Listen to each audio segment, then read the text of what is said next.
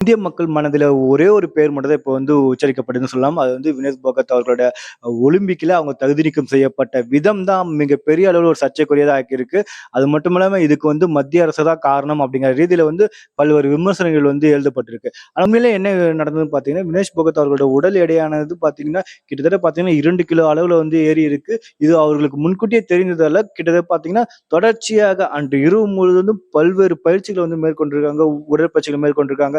அதுக்கப்புறம் நீராவி மூலம் தன்னுடைய உடம்புல இருக்கிற நீர எல்லாத்தையும் வந்து வெளியேற்றிருக்காங்க. கடைசி எதுவுமே கை குடுக்காத பட்சத்துல, கடைசியா பார்த்தீங்கன்னா, அவர்கள் வந்து தன்னோட உடம்புல இருக்கிற ரத்தத்த கூட வந்து வெளிய எடுத்திருக்காங்க டாக்டரோட உதவியோட.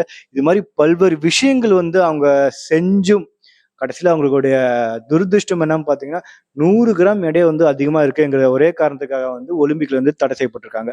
மேலும் பார்த்தீங்கன்னா, ஒலிம்பிக்கோட ரூல்ஸ் அண்ட் ரெகுலேஷன் பார்த்தீங்கன்னா, இந்த சர்வதேச அளவுல வந்து எல்லா நாட்டுக்கும் வந்து ஒரே மாதிரியான ரூல்ஸ் அண்ட் ரெகுலேஷன். இது வந்து எவ்விதமான மாற்றமும் இல்ல.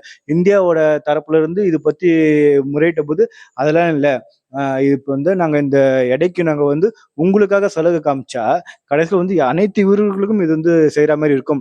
இது வந்து சர்வதேச ஒலிம்பிக் கமிட்டில ரூல்ஸ் அண்ட் ரெகுலேஷன் வந்து கரெக்ட்டா தான் இருக்கும். அதனால வந்து இதுல இருந்து எவ்விதமான சலுகையும் காட்டப்படாது அப்படிங்கிற மாரி இந்தியாவோட கோரிக்கையும் வந்து நிராகரிச்சிருக்காங்க.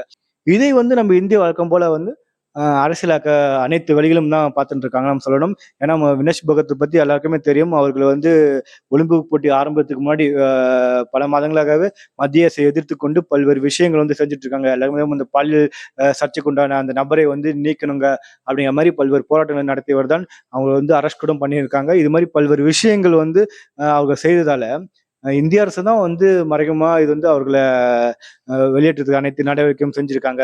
அப்படிங்கிற ரீதியில வந்து சொல்லிட்டு இருக்காங்க. ஆனா உண்மையிலேயே பார்த்தீங்கன்னா, இந்திய அரசு நினைச்சிருந்தாங்கன்னா, வினேஷ் பகத் அவர்கள வந்து முதல்லயே வந்து அவங்க வந்து வெளிய அனுப்பிச்சிருக்கலாம். அவங்க ஒலிம்பிக் போட்டியில வந்து அவர்கள் பெயர குடுக்காமயே வந்து அவங்க ஒலிம்பிக்ல அனுப்பாமயே இந்திய அரசு என்ன வேணா செஞ்சிருக்கலாம்.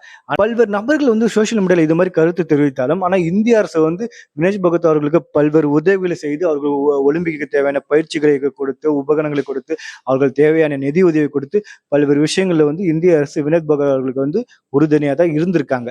அதனால தான் அவர்கள் வந்து ஒலிம்பிக் போட்டியிலே வந்து அவங்கள வந்து கமிட்டில அவருடைய பேரும் குடுத்திருக்காங்க. அதனால தான் அவர்கள போய் ஒலிம்பிக் போட்டியிலும் போய் விளையாடியிருக்காங்க.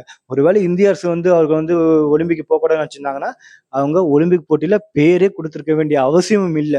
இவை அனைத்தையும் மீறி மீண்டும் அது வந்து அரசியலாக்கப்படுகிறது தான் நம்ம சொல்லணும். அதனால இந்த விஷயத்துல பார்த்தீங்கன்னா, மத்திய அரசிற்கும் ஆ இவருடைய தகுதி நீக்கத்திற்கும் எவ்விதமான துளியும் சம்பந்தம் இல்லை அப்படின்னு நம்ம சொல்லணும். அது மட்டுமல்ல, ஒரே காரணம் அவர்களுடைய உடல் எடை கூடியது மட்டும் தான். அதற்கு என்ன காரணம் என்று ஆராய்ந்து, அதற்குண்டான நடவடிக்கைகள் மட்டும் இந்திய ஒலிம்பிக் கமிட்டி செஞ்சா நல்லா இருக்கும். வேற எந்த ஒரு காரணமும் இதுல இருக்கிறதுக்கான வாய்ப்பு இல்ல. நன்றி, வணக்கம் மக்களே.